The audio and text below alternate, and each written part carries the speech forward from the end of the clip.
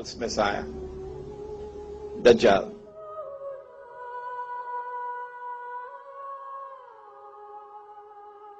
Tonight we look at the first sign, Al-Masih al-Dajjal. Let us begin with definition. Dajjal is a being, a wujud. Dajjal was created by Allah subhanahu wa ta'ala. He created him in His wisdom. And when Allah created Dajjal, Allah endowed Dajjal with awesome power, with awesome versatility.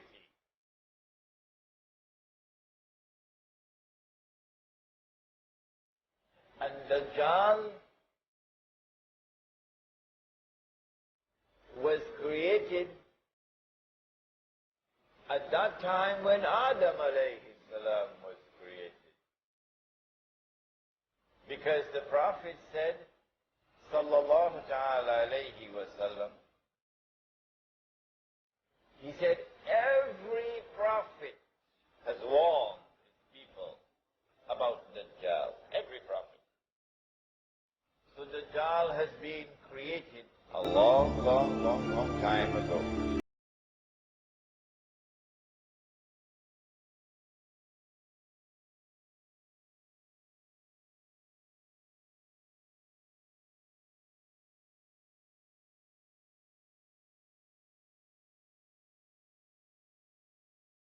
Dajjal will have a general mission and he will have a specific mission. His general mission is to test all of mankind, to test you, to see whether you have any faith or not. All those who fail his test are heading for the fire. His test will be an awesomely difficult test. So great will be the test and trial to which mankind will be subjected by Dajjal, that the Prophet said, sallallahu ta'ala alayhi wa sallam, he said the greatest fitna means a test and a trial. He said the greatest fitna that mankind will experience from the time of Adam alayhi salam to the last day is the fitna of Dajjal. So don't play around with this subject. Be very serious with this subject. Dajjal will not only test all of mankind, and tonight we will look at some of the tests, but Dajjal has a specific mission. His mission is to impersonate Al-Masih and to get Banu Israel to believe that he is Al-Masih. And so in order to understand Dajjal in his capacity as Al-Masih al-Dajjal, we need first to understand who or what is Al-Masih.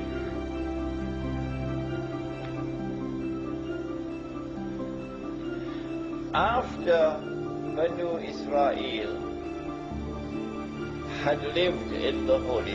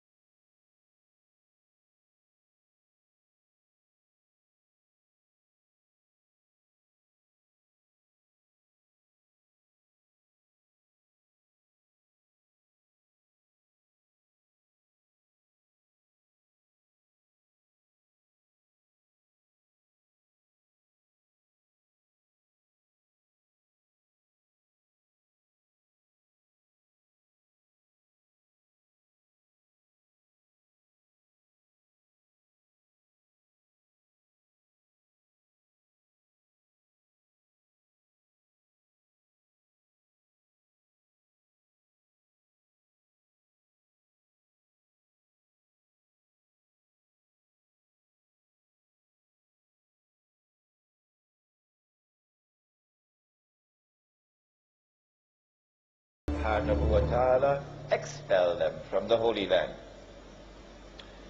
Surah to Bani Israel of the Quran, Surah number 17, describes this.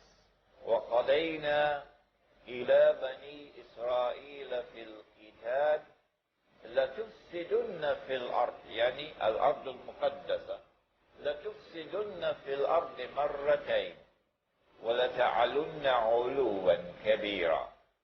Twice did Banu Israel commit fasad in the Holy Land. Fasad is not just corruption. Fasad is a corruption which is destructive in nature. What did they do? We don't have the time tonight.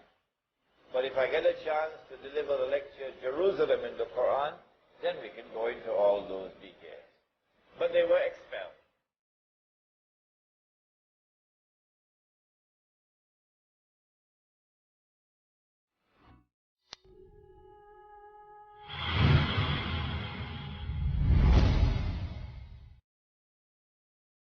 False Messiah, Dajjâl.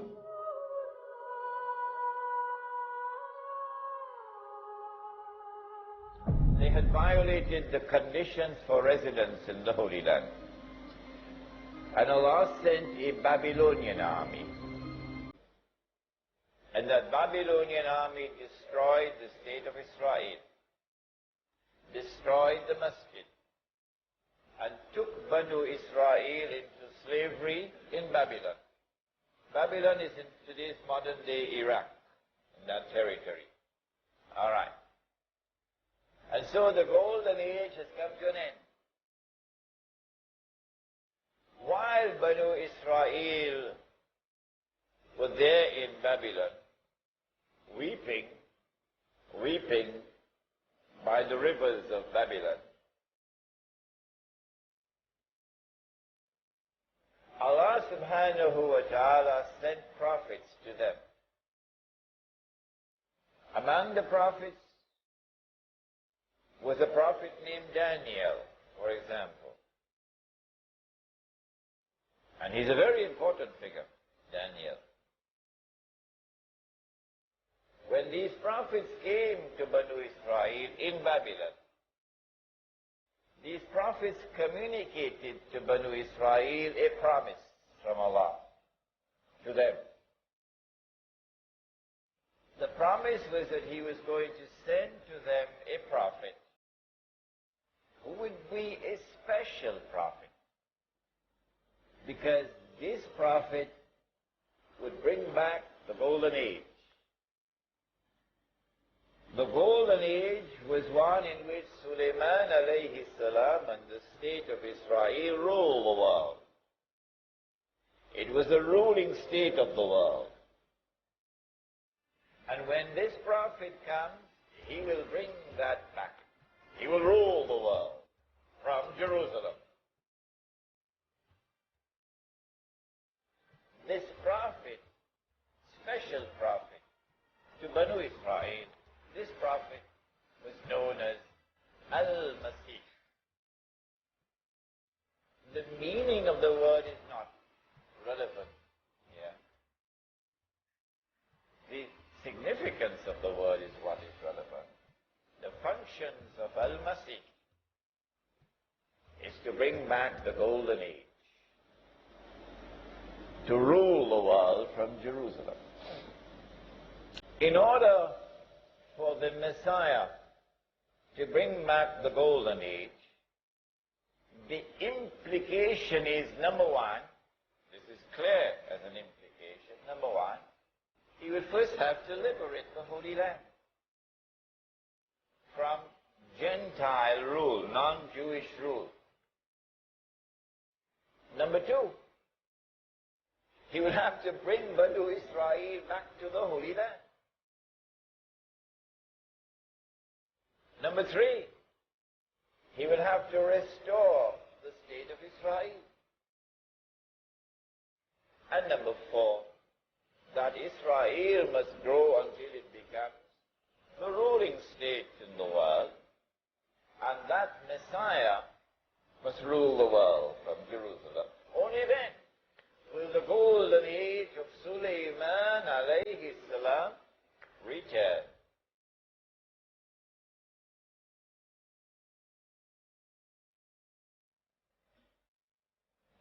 When Allah subhanahu wa ta'ala fulfilled His promise and sent the Messiah, Al-Masih, in the person of Isa alayhi salam, they rejected him. Is it tomorrow night? No, Thursday night we have Islamic view of the return of Isa alayhi salam. Thursday night. So on Thursday night we're going to go into this in greater detail. When Allah subhanahu wa ta'ala fulfilled His promise and sent the Messiah to them, they rejected him. Not all. No.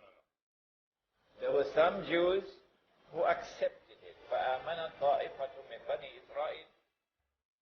But there are others who rejected him. وَكَفَرَ طَائِفَةٌ. They rejected him because they declared that وَنَعُوذُ بِاللَّهِ مِنْ هَذَا, he's a bastard. His mother gave birth to him without a father, without any, husband. And therefore she had committed that vile deed of zina. He's a bastard. A bastard cannot be the Messiah. So they rejected him. And then later on, when they saw him die on the cross, before their very eyes, they saw him die. It was now confirmed that although he himself claimed that he was the Messiah, and although there were many Jews who believed in him as the Messiah, the rabbis had rejected him. It was now confirmed he could not have been the Messiah. Why?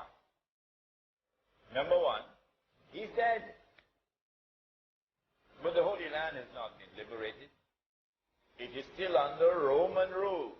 Number two, he's dead. But the state of Israel has not been restored. Number three, he's dead. But the state of Israel has not risen to become the ruling state in the world. And he has not ruled the world from Jerusalem. A number of reasons. So he could not have been the Messiah. Tomorrow night or Thursday night I'll give you some more reasons.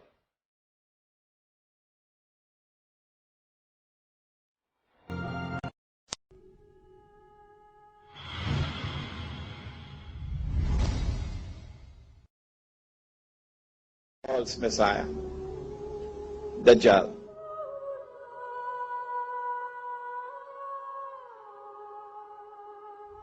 And so they're waiting for the Messiah to come. What they did not know, and you and I know, is that this was indeed Al-Masih. And when they thought that he was dead, that they had crucified him, no, he was not crucified. Allah made it appear unto them that he was crucified, and Allah raised him unto himself. So he did not experience something called maut. And since every soul must taste maut, who said so? Every soul must taste maut. Who said so? Yes, the Quran. Allah says so. Kullu nafsin za'iqatul maut. Every soul must taste maut. Therefore, he also must taste maut. Therefore, he will return. He will die. Since they're still waiting for Al-Masih to come, you can't live in New York and not know that. They're still waiting for Al-Masih to come. And they had boasted of how they killed this one. The Prophet Muhammad ﷺ informed us that Allah will send in the last day this being created by Allah, who will impersonate Al-Masih, and who will convince them that he is delivering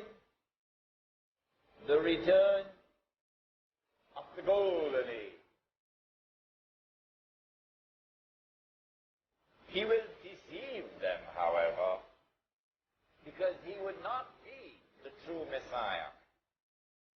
He will deceive them because this would not be the return of the golden age. It would appear like that. And so Dajjâl has been endowed with awesome powers of deception. He has a PhD in deception. Dajjâl. This is indeed the meaning of the word itself, Dajjâl. If Dajjâl is to deceive Banu Israel and get them to be convinced that he is the Messiah, look at what he will have to do. Number one, he will have to liberate the Holy Land of non-Jewish rule. Number two, he'll have to bring Banu Israel back to the Holy Land. No matter how long they had lived outside of the Holy Land, he'll have to bring them back. Number three, he will have to restore the state of Israel. And number four, he will have to take the state of Israel to that status where it will become the ruling state in the world. And he himself will then have to rule the world. We will now proceed to the methodology. How does Dajjal achieve his objective? What is his methodology? But said the Prophet ﷺ, Dajjal comes with two things. What are the two things? A handphone and a computer? Huh? Huh? Dajjal comes with two things. He comes with, help me somebody. Help me somebody. Huh? No. He comes with two things. Come on somebody. Yes? Jannah and Jahannam. He comes with a river and a fire, says the Prophet ﷺ. He comes with a river and a fire. But his river is a fire. And his fire is the cool waters of a river. Whoever falls in his river will have his load of sin increased. And whoever falls in his fire would be relieved of his load of sins.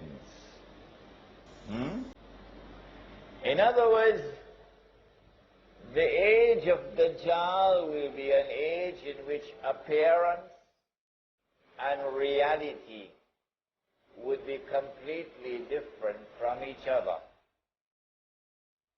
If judgment is based only on external observation, then judgment will be based on external appearance. But the internal reality is different. And so judgment will be wrong. And this is why Surah Al-Kahf has given us the story of, come on somebody, of, yes, of Musa alayhi salam and Khidr alayhi salam. Musa alayhi salam, because of a certain answer that he gave, we don't have the time to tell you the story now. He's now seeing with only his external sign. And on 3 occasions, he formulates judgment based only on external. On all 3 occasions, he's wrong. He's wrong. His judgment is wrong. So, even if you have a PhD from MIT, if your judgment is based only on knowledge which is externally derived, then in the age of Dajjâl, you'll be wrong. You'll be deceived. Because reality is the opposite of appearance. In order to be able to penetrate reality, and how great is Allah's wisdom now. Praise be to Allah. Praise be to Allah. How great is He? How great is His wisdom? That in the last age, the only one who will be able to penetrate external appearance, to reach to the reality of things, in consequence of which they will not be deceived. The only ones then will be those in whose heart there is faith. Maybe the beard is there, mashallah. Maybe the hat is there, mashallah. Maybe he's in the masjid 5 times a day, mashallah. But maybe nothing is in the heart. Nothing in the heart. So he can't see. But when the heart is turned to Allah, when the heart submits to Allah, when the heart says, I live for you, I'll die for you, then that heart, Allah will confer upon it nur.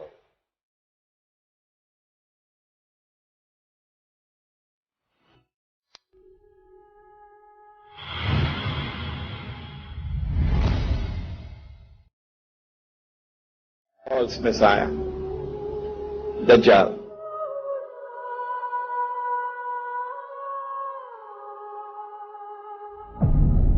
The Holy Land is not Mecca and Medina, not in the Quran. The Holy Land is not Banaras, not in the Quran. In the Quran, the Holy Land is that land in which the state of Israel is now located, otherwise known as Palestine, the Holy Land.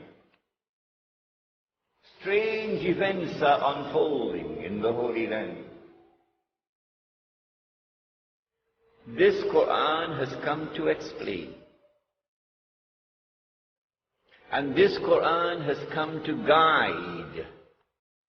Guidance does not come from Islamic organizations or from the University of the West Indies or from Whitehall or from the Trinidad Guardian or the Express. Guidance comes from this book. That explanation and that guidance have come as rahmah, an act of kindness from the Lord. And for those who have the good sense and the wisdom, and who make the effort to go into the book and study the book of Allah, and search for that which explains and that which guides.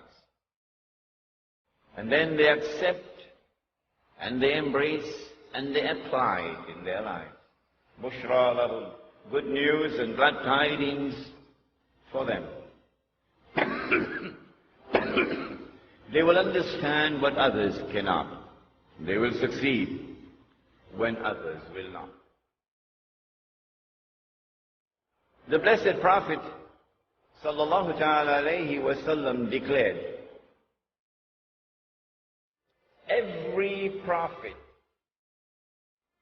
warned his people about the Antichrist, about Dajjâl, the false Messiah. And the prophet Noah warned his people. But I say to you something that none have said before me.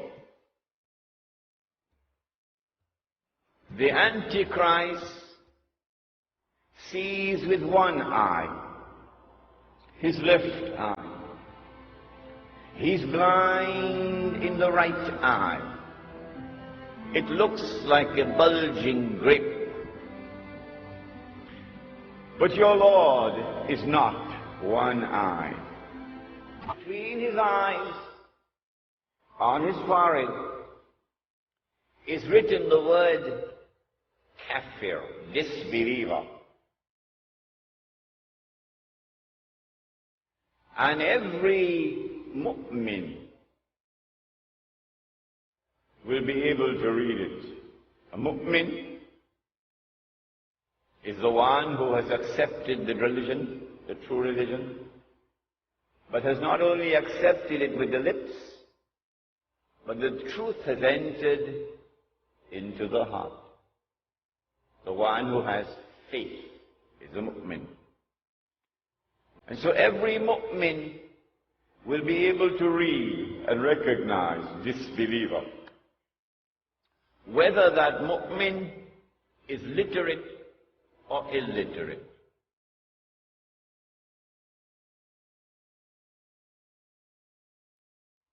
Well, then why is it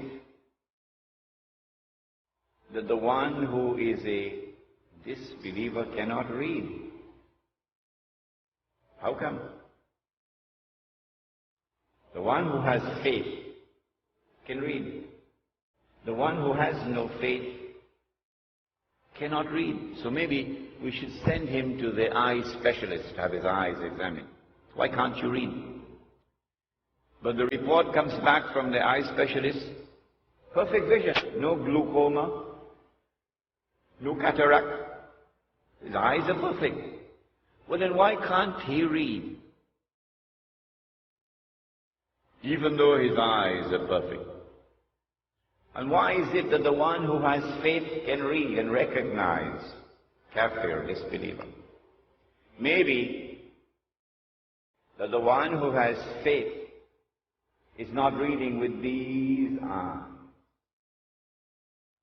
Do we have any other eyes beside these eyes?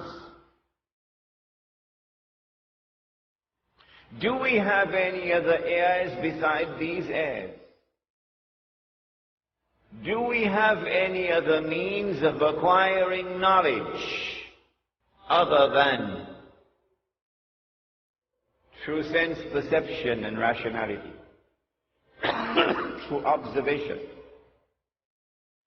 The modern godless world says no. The Quran says yes. The Quran says that the heart can see.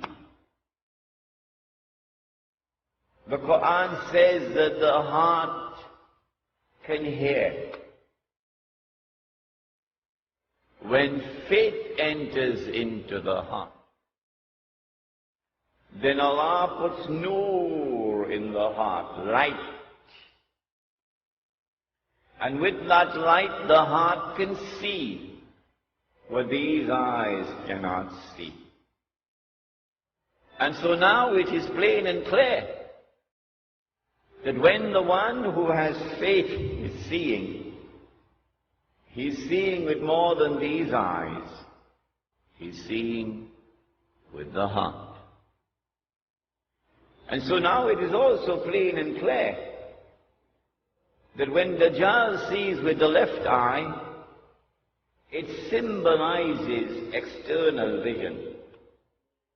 When Dajjâl is blind in the right eye, it symbolizes internal blindness. With this introduction, we understand now that when we're dealing with the subject of the Antichrist, there is a lot of symbolism involved in it. Religious symbolism, which needs to be interpreted.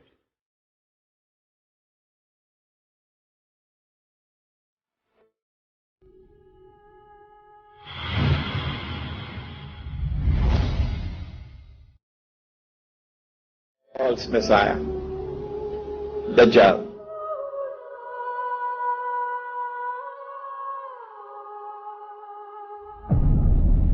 The Messenger of Allah, Nabi Muhammad alayhi salatu wasalam, informed us of the release of Dajjal into the world during his lifetime. during his lifetime. He went on to say that when Dajjâl is released into the world, he would live on earth for 40 days. One day like a year, one day like a month, one day like a week, and the rest of his days like your days. I got an artist in Malaysia to design this cover of the book. And you see that there are 3 circles. Over here, a day like a year. Over here, a day like a month. And over here, a day like a week. The analysis conducted in this book is such that it argues that when Dajjal was in a day which is like a year, Britain was his headquarters.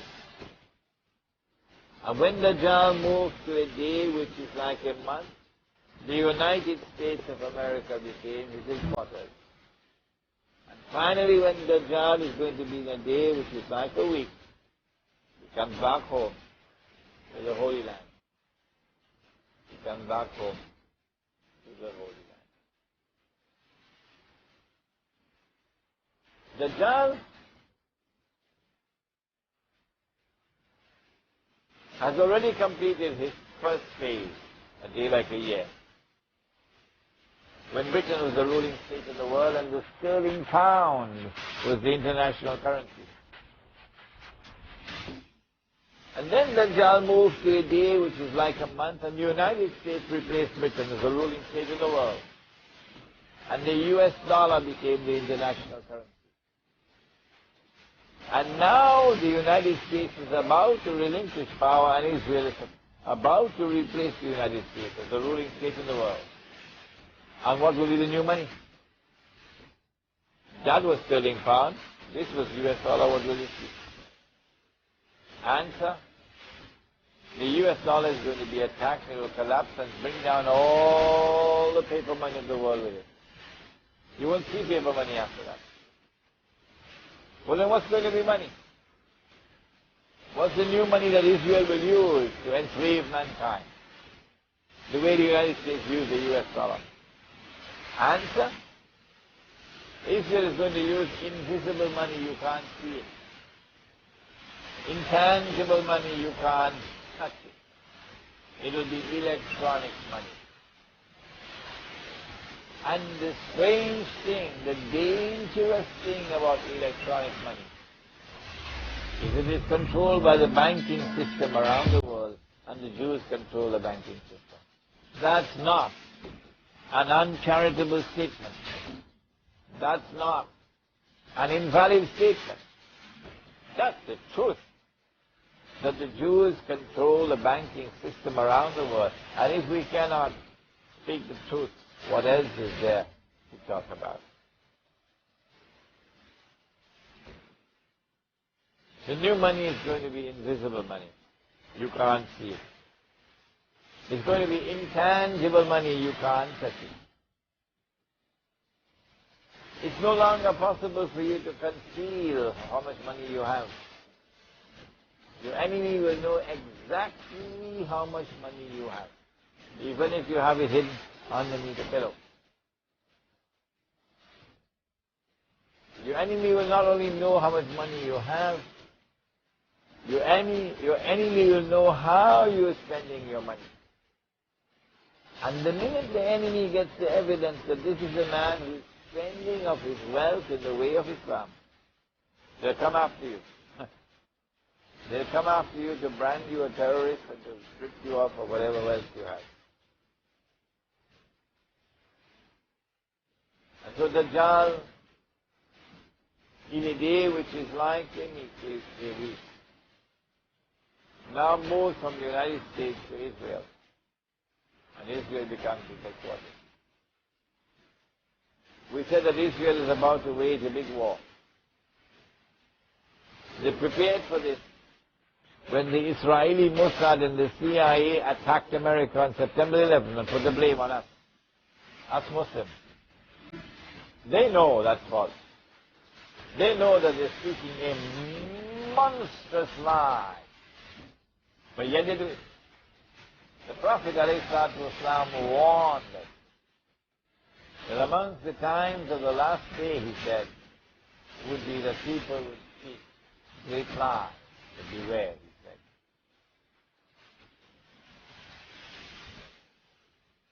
he said. Israel wages a big war, takes control of the world. When Israel takes control of the world, globalization brings the whole world together, and Israel is able to control mankind. And then Dajjâl is going to be born into the world as a human being, and eventually become the ruler of the world from Jerusalem, the way Mr. Bush is ruling the world from Washington today, and Mr. Churchill used to rule the world from London yesterday. When Israel becomes the ruling state in the world, we said, at that time, Dajjâl would have finished his mission, and he would now declare, I am the Messiah.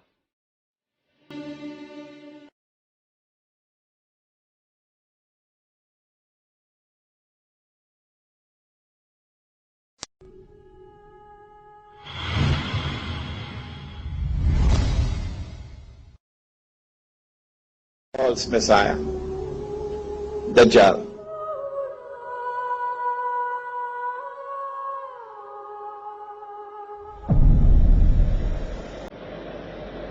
Now let's come to the first hadith. The very few I'm going to quote, but they're very important. The Prophet said, sallallahu ta'ala alayhi wa sallam, the hadith is in Sahih Muslim, and it is perhaps the most important of the hadith I'm going to quote tonight, this one. He said, when Dajjal is released,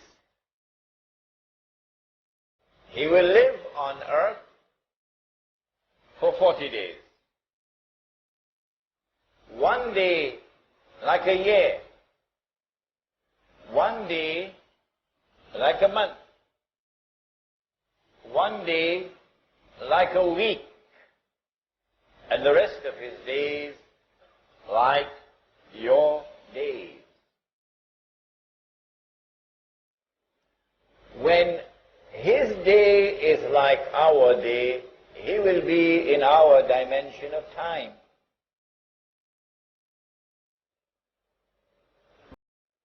But prior to that, he would not be in our dimension of time because his day would not be like our day. When he is in our dimension of time, at that time it will be possible for us to see him. At that time, he will appear as a human being. A human being, not a system, not a civilization, a human being. And he would be a Jew. And he would be a young man, powerfully built, curly hair. At that time, when he appears in the world, in our dimension of time, the Prophet said, alayhi salatu wasalam, he will come from the east. He pointed his finger 20 times to the east. Dajjal will come from the east. But what about prior to that, when he will not be in our dimension of time? Where will he be, for example, when his day is like a year? Where will he be? Do we have any answer to that? He's going to be on earth, but we won't be able to see him. The angels, are they here in this room? Yes. How many? Each one of you have 2 angels on your forehead, on your shoulders. So there are many angels right here in this room. They are on earth. Are they in our dimension of time? No. No, no, no. So they don't perform salat according to our timetable. Huh? Fajr for them is not Fajr for us. If we were to go into that day in which they live, and we have to perform salat, can we perform salat according to this timetable? No, we don't have to calculate to do it. Can an angel come into our world? Can an angel come into our dimension of time so we can see the angel? Huh? Huh?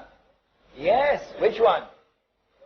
Yes, Jibreel alayhi salam came as a human being, right in the masjid. Are there jinn in this masjid now? Oh yes, they are. They are on earth. Can we see them? Are they in our dimension of time? No, they're not. But can they enter into our dimension of time? Yes. Mr. Shaitan himself, Iblis, he came as a human being, as an old man, remember, with walking.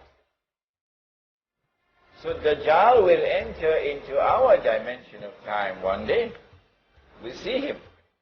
But prior to that, in a day which is like a year, where will he be? It is from that location that he will commence his attack. He will begin his effort. Number one, to liberate the Holy Land. Number two, to bring the Jews back to the Holy Land. Number three, to restore the state of Israel. Number four, you know what's number four. From that location, he will begin the effort. Where will it be? Fortunately for us, we have the answer. And it is also in Sahih Muslim.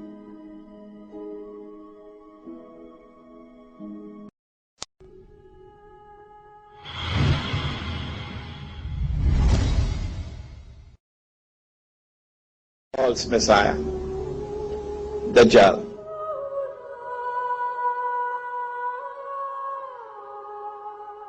Fortunately for us, we have the answer. And it is also in Sahih Muslim. It is known as the hadith of Tamim ad-Dari. Listen to it carefully now. Tamim ad-Dari was a Christian who took the Shahada, became a Muslim in Medina. He came to the Prophet ﷺ and narrated an experience which he had. The Prophet ﷺ, after the Salat in the Masjid, asked the people, sit down, sit down. I have something to tell you. Tamim ad-Dari has come to me and told me something about Dajjâl, which confirms what I have been saying to you. So we know that what is contained in this story is true. What did Tamim ad-Dari experience? He said that he and some 40 of his companions went on board a ship. So you need water, eh? So they have to go in some place where you can travel with a ship, a sea or an ocean. And when they went on board the ship, a storm came. And the storm blew the ship for 40 days for a whole month, sorry, not 40 days. The storm blew the ship for a whole month before they reached land. Now, if you are on the western side of Arabia, which is Hijaz, and you get on board a ship, there are only two seas on which you can travel. One is the Mediterranean Sea, and the other is the Red Sea. Only these two. But it seems very much unlikely, in fact impossible, for a ship to be on the Red Sea and for a storm to be blowing and that ship did not touch land for a whole month. Because the Red Sea is very narrow. And so I have chosen to eliminate the Red Sea. And I have chosen to remain with only the Mediterranean Sea. After they reached land, then they got off the ship onto a boat and they went, and it was an island. And on the island they saw a strange beast. It was very hairy, so much hair, that you could hardly distinguish the head from the tail.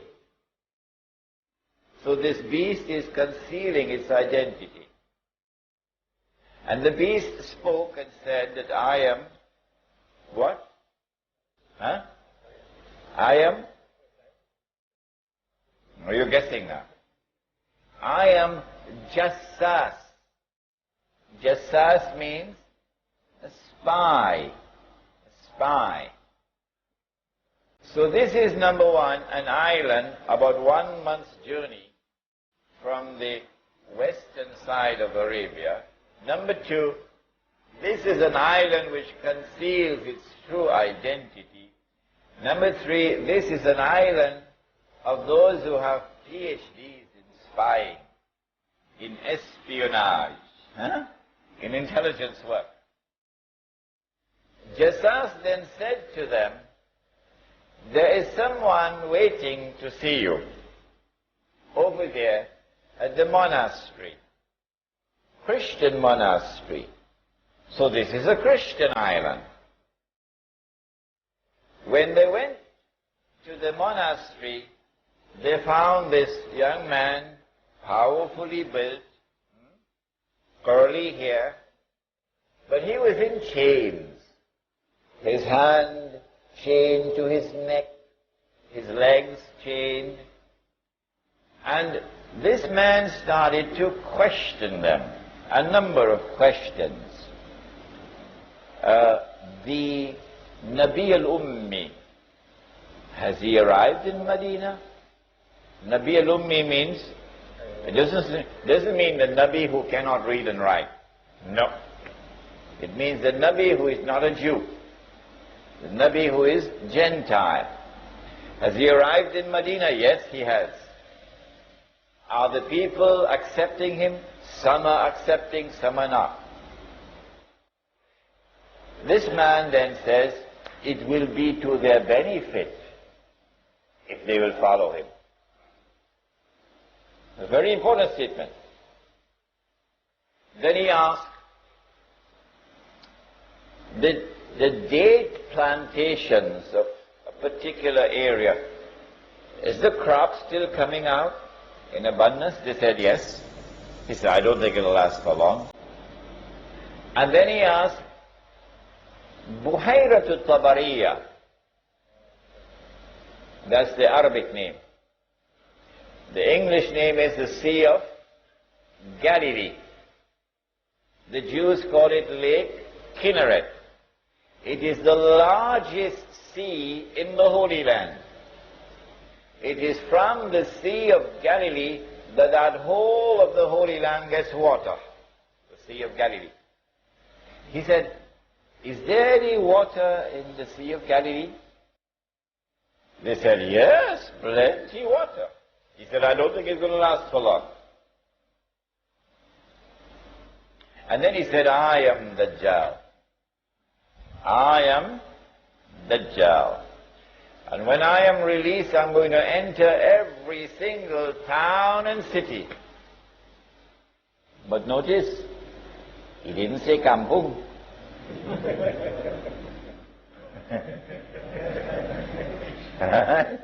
He said, when I am released, I'm going to enter every town and city, except Mecca and Medina, because the angels will bar me. which means at the time when Dajjal's day will be like our day, and he appears in the world as a human being, at that time he cannot enter Makkah and Medina, the angels will guard him. Now then, we now know from this hadith that when Dajjal is released and commences his mission, he will commence his mission from this island. Which island is it?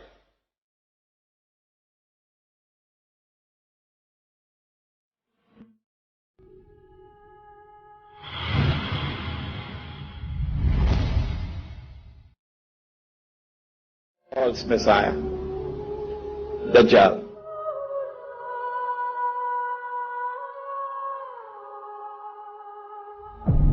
Which island is it? In 1917, the British Secretary of State was a man named Lord Balfour. And Lord Balfour made a declaration, a stunning declaration. Britain was the superpower in the world, and Lord Balfour declared that the British government intends to pursue an effort for the establishment of a Jewish national home in Palestine. In 1919, a British general led an army which defeated the Turkish army, and from a Jewish perspective liberated Jerusalem and liberated the Holy Land. And then Britain became the power which controlled the Holy Land. The League of, in those days you didn't have the United Nations, you had the League of Nations. And the League of Nations conferred upon Britain something called mandate power. So Britain was the mandate power who controlled the Holy Land. Britain controlled the Holy Land from 1919 until 1948. In 1948, Britain acted as the midwife for the baby to be born.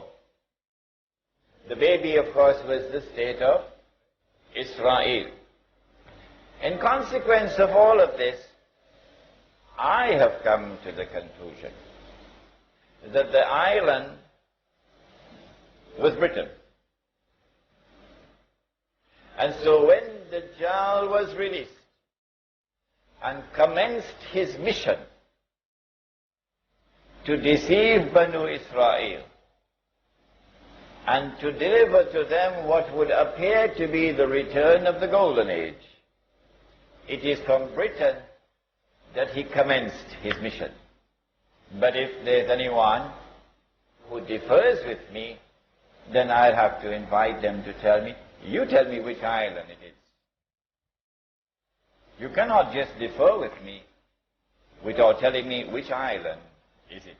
Because the hadith is there in Sahih Muslim. You've got to deal with the hadith. During the time that Dajjal was launching his attack from Britain,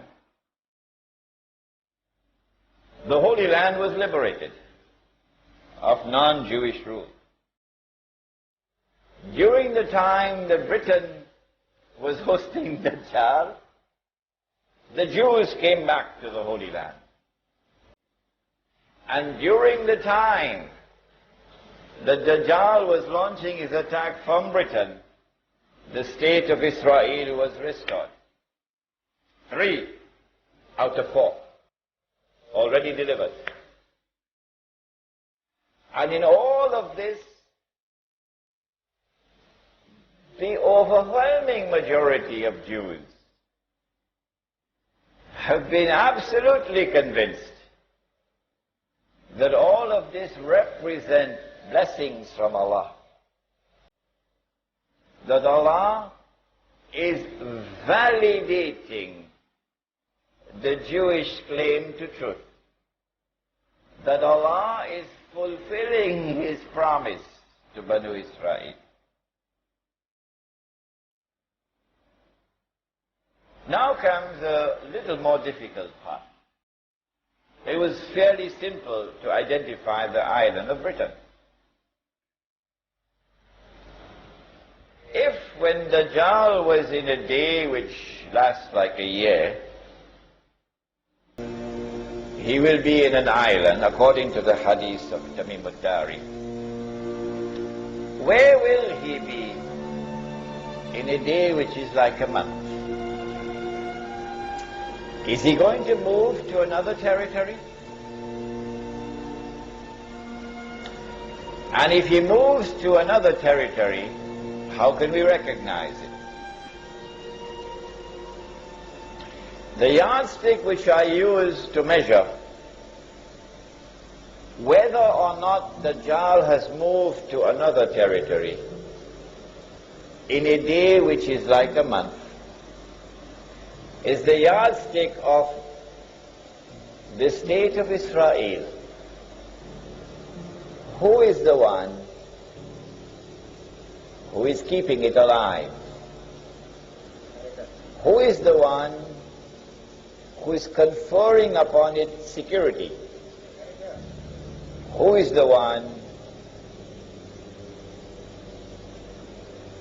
who is building it up constantly, feeding it, and making it stronger and stronger and stronger and stronger? Is it Britain? The answer is no. Remember, your brother Imran is also a student of international relations. Don't forget that. The answer is no.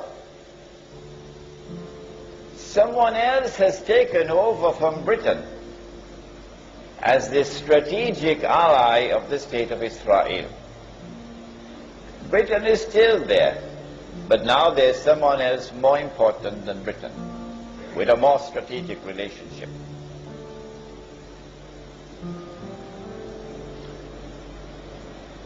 The United States of America is without any question whatsoever the most important strategic ally of the state of Israel in the world today. Without any question whatsoever. The United States of America is the country which is supporting Israel with the greatest amount of financial assistance and material assistance. The United States of America is the country which has a strategic military alliance with the state of Israel. And so, I have come to the conclusion that Dajjâl in a day which is like a month is no longer in Britain. Britain now has to give way to another country. Britain was the superpower. Britain was ruling the world. But now another country mysteriously, strangely, inexplicably takes over from Britain as the ruling power in the world and the strategic ally of the state of Israel. This is the United States of America.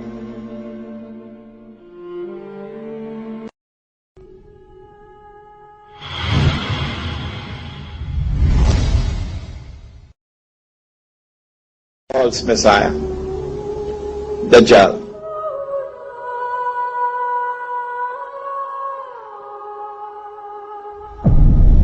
This is the United States of America. When did it happen? Now we're going to test your knowledge of international affairs.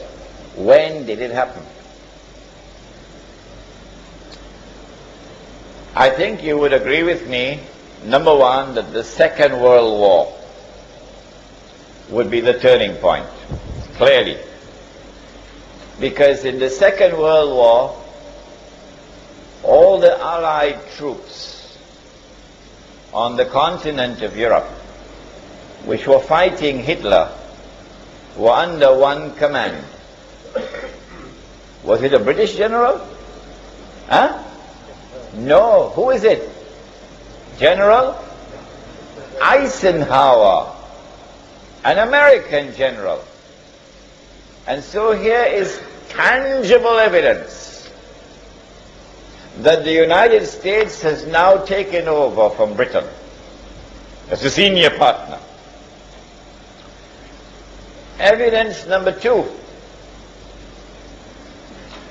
At the end of the Second World War, in 1945, the international community came together in a conference in Bretton Woods in upstate New York to create a new international monetary system. Prior to this, Britain, London, was the financial capital of the world. Ever since the Bank of England was established maybe 200 years earlier, London was the financial capital of the world. And the ruling currency in the world was the British sterling pound. His Majesty the sterling pound. But now at Bretton Woods something strange happens. The Bretton Woods Agreement confers upon the US dollar the status of the ruling currency. And the Bretton Woods Agreement confers upon Washington the status of the financial capital of the world. Because the International Monetary Fund is now located in Washington. The British didn't like that at all. The World Bank is located in Washington. The British didn't like that at all. So here is the second tangible evidence that Britain has now conceded and the United States has now taken over as the ruling power in the world. And then came a third and even more dramatic evidence. In 1952, a revolution took place in Egypt, and the Egyptian king Farouk was overthrown by the military. The military put General Muhammad Najib as the president. But he was like a figurehead really, because there were a group of officers who really controlled the thing. Muhammad Najib remained as the president from 1952 until 1956. But in 1955, there was a very important conference of Asian and African states which took place in a city in Indonesia. Which one? Bandung. I was in Bandung 2 weeks ago. Bandung, water in Bandung very cold. When you take your bath in the morning, very cold water. At the Bandung conference, it is not Muhammad Najib who goes to represent Egypt, but rather a man named Gamal Abdel Nasser. That's a sign of who is in charge. The next year, 1956, Gamal Abdel Nasser replaces Muhammad Najib as the president of Egypt. Shortly after that, same 1956, he nationalized the Suez Canal. Who built the Suez Canal? The French. Ferdinand de Lesseps was the French engineer. And then the French and the British came together in a joint control of the Suez Canal.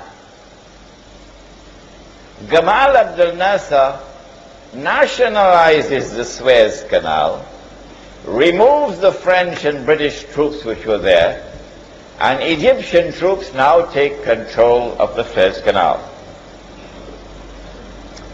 This is as plain and as clear an act of defiance and of confrontation with Britain as you could possibly find. In order for Britain to have any vestige of a claim to be a superpower, Britain has to respond, must respond. Well, what Britain did was, strangely, mysteriously, Britain kept the United States out. And the British and the French joined with Israel, and these three countries invaded Egypt. They landed in Suez and they took control of Suez. And the Israeli army swept through the Sinai Peninsula and took control of the whole of Sinai. And the Israeli army reached to the Suez Canal.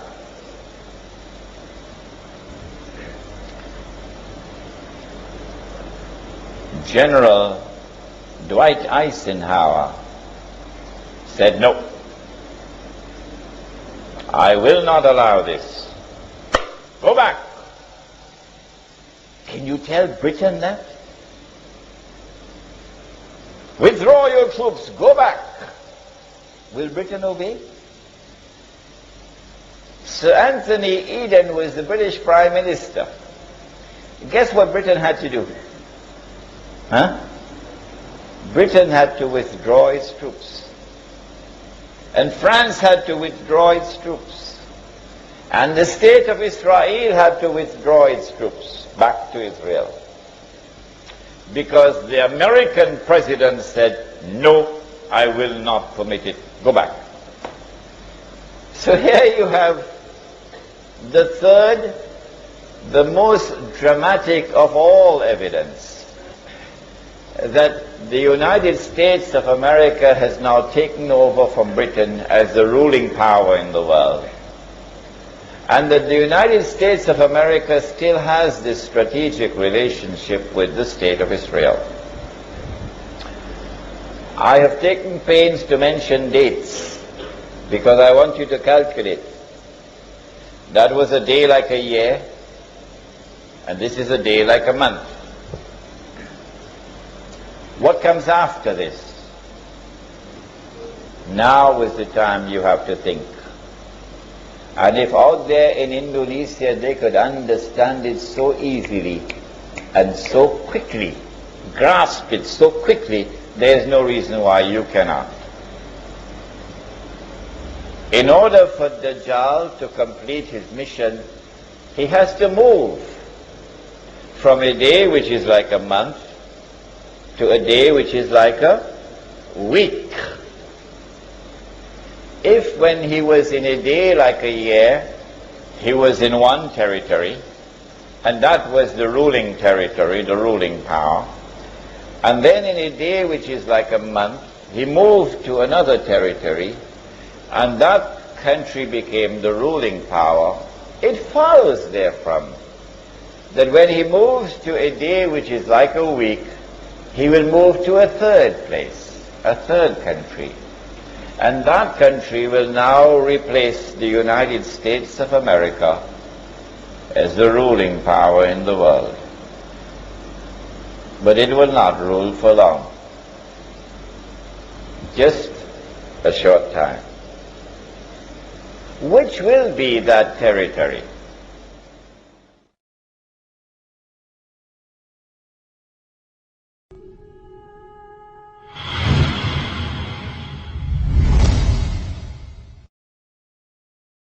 False Messiah, Dajjâl.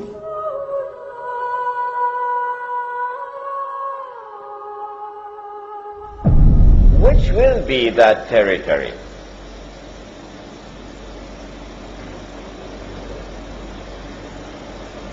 China? Ready? You think so? Anybody else? Israel, of course. Of course, Israel. The state of Israel has enough nuclear weapons, enough thermonuclear weapons to lay claim to be a superpower already. But in order to be recognized as a ruling power in the world, Israel will have to give a spectacular display. A spectacular display, a dazzling display of its military might, which it has never done so far. All that the world has seen is glimpses of what Israel is capable of doing. But it will have to be a spectacular display of its military power. When it does so, it will have to emerge out of that military event. It will have to emerge as the dominant power in that region, so that all the states in the region in which Israel is located must all submit to Israel. Secondly, when Britain was the ruling power, London was the financial capital of the world. When the United States became the ruling power, Washington was the financial capital of the world, ably assisted by New York. And so if Israel is to become the ruling power in the world, something dramatic has to happen in the monetary system around the world, in the financial system around the world. Something dramatic has to happen, in consequence of which the financial capital of the world will now shift to Jerusalem or to the Jews. What is it that can happen? Oh, I love the Indonesians, because they could understand so quickly, so easily. I don't know, maybe because they eat a lot of nasi, rice.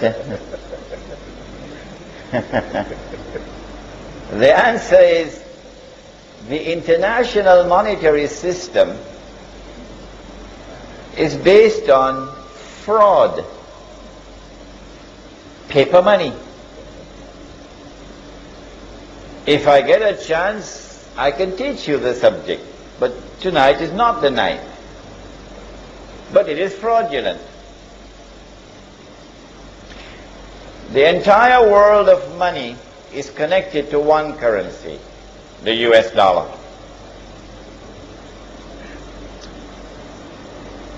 The Indonesian rupiah can fall, and it will cause ripple effect on neighboring countries and so on, but it wouldn't bring down the world. The Turkish lira could be ready for Salatul Janaza, which is almost what is happening now. Turkish lira. But it would not bring down the world of paper money. But if the US dollar collapses, then it will bring down the entire system.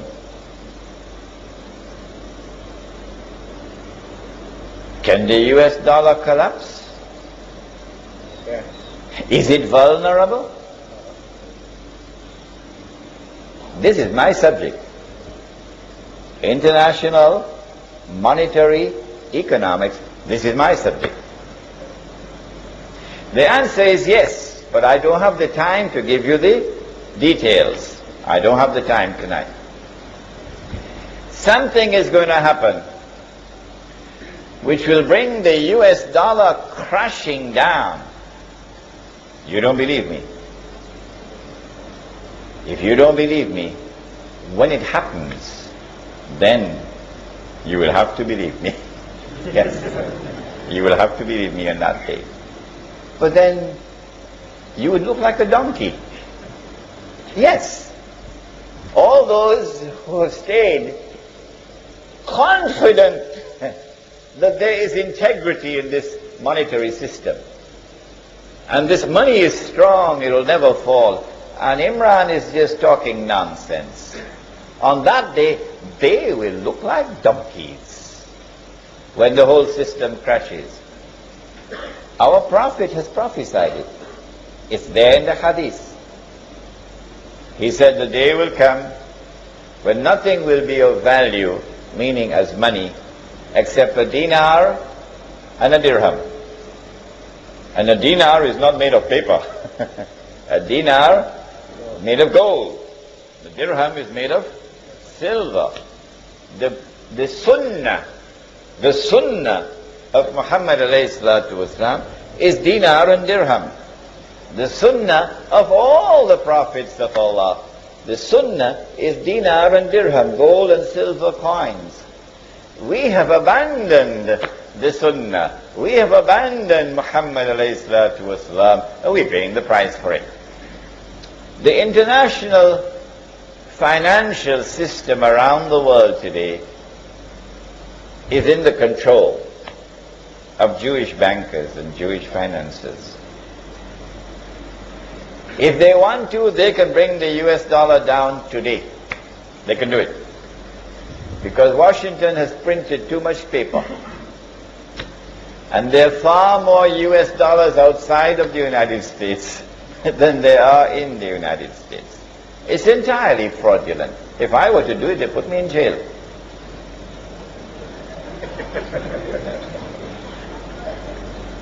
And so two things will have to happen. The financial system will have to collapse, and after that, the Jews will control the finances of the world. And number two, there'll have to be this spectacular display of military power.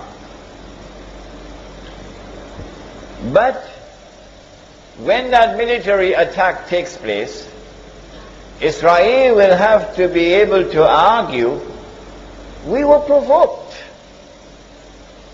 We're only trying to defend ourselves. So in order to do this, you have to begin the process with Ariel Sharon going into Masjid al-Aqsa with 1,000 Israeli soldiers in a deliberate act of provocation. He knows what the Palestinians are going to do when he does this. A deliberate act of provocation intended to bring that intifada back to life. And when it comes to life and the killing starts, Israel will have to talk peace on this side, but continue doing pinpoint killings. Every time they kill, every time they assassinate, it is intended to further inflame the passions of the Palestinian people, bring that state of rage. And as the oppression continues to increase, there is going to be an awakening amongst the Arab masses. Egyptian people are going to be very angry. Jordanian people are going to be very angry. So what is the king of Jordan going to do? What is Mubarak going to do? What is the Saudi government going to do? In order to survive, when your people are becoming more and more angry, you're going to have to start making some powerful statements. You see? Like Abdullah just did last week from Saudi Arabia. And Mubarak will now have to speak very hostile against Israel. And perhaps one day even King Abdullah of Jordan will have to start to do the same thing. So as these statements now come out, and maybe you have an Arab Summit conference and so, and the impression is created that the Arabs are closing in now on Israel, the stage is set.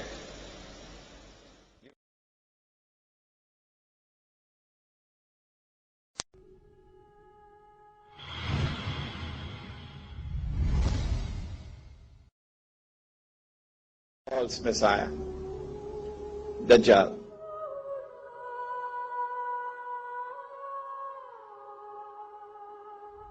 PR work perfectly.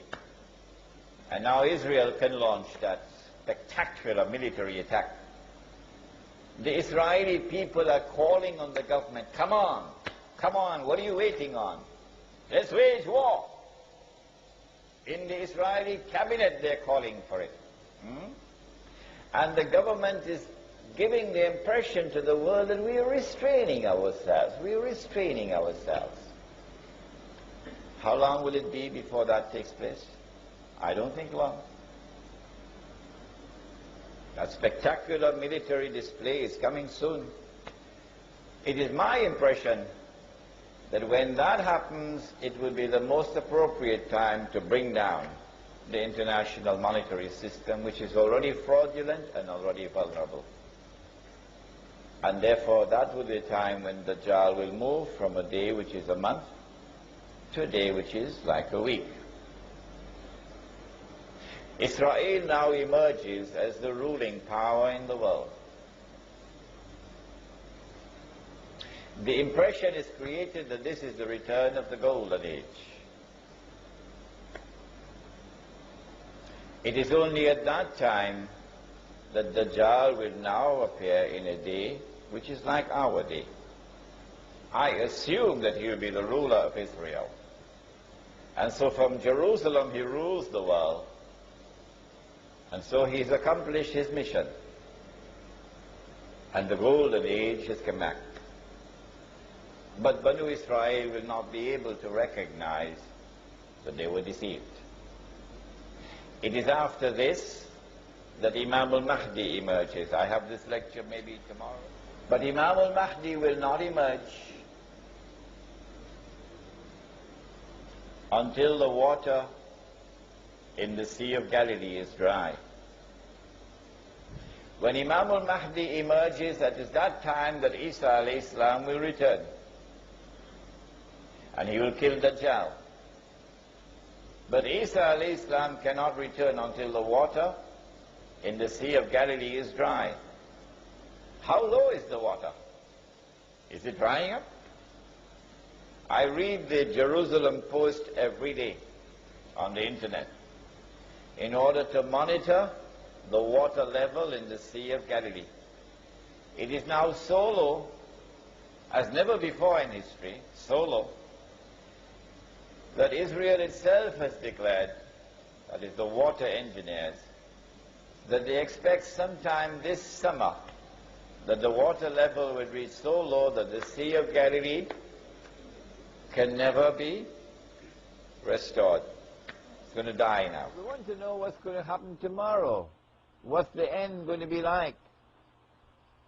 The Prophet said, alayhi salatu wasalam, that even if it was the last day, Allah would lengthen that day so that a man from my family, whose name is my name, whose grandfather's name is my, whose father's name is my father's name, namely his name will be Abdullah, Muhammad ibn Abdullah, that man will arise and proclaim himself to be Imam al-Mahdi. That's what the Prophet said.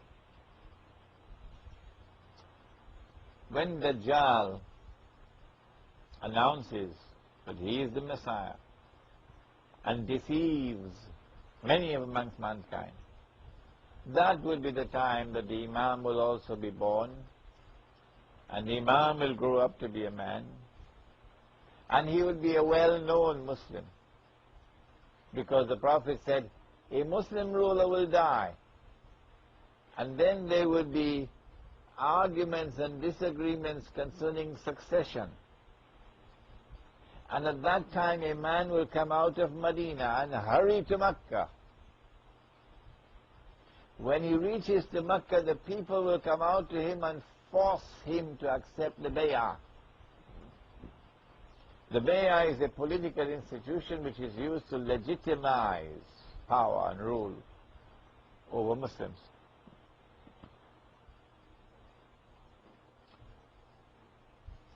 When the people take the bay'ah, he will then proclaim and say, I am the Mahdi.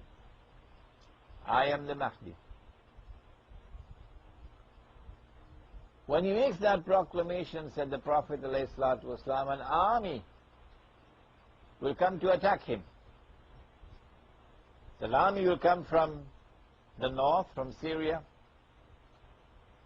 The earth will open and swallow that army when the army is between Mecca and Medina, between Medina and Mecca.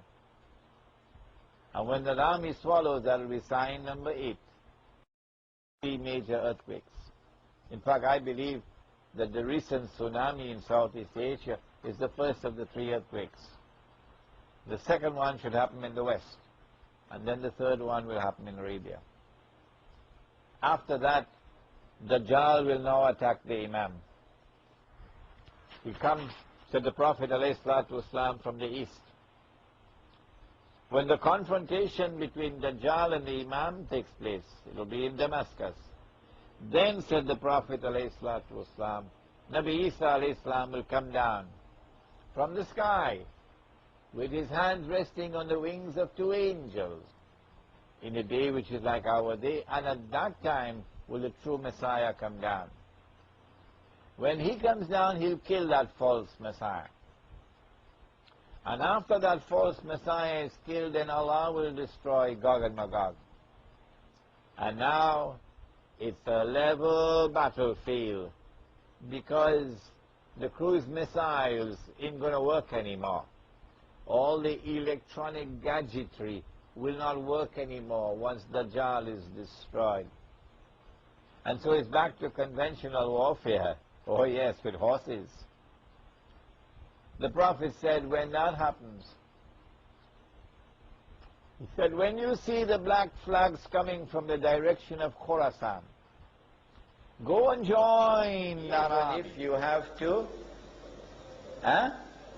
crawl over ice, go and join that army, even if you have to leave Singapore. Go and join that army. Because Allah's Khalifa, Imam al-Mahdi, is in that army. And no one will be able to stop that army until it reaches Jerusalem.